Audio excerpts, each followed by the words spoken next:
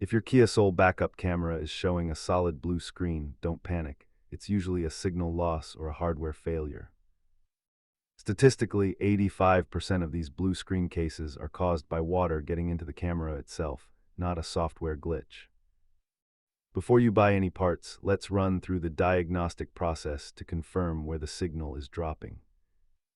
Start with a soft reset of the head unit and a battery pull to ensure the system isn't just hung up on a boot error. If the reset fails, the problem is likely corroded pins in the trunk garnish or a short inside the camera body.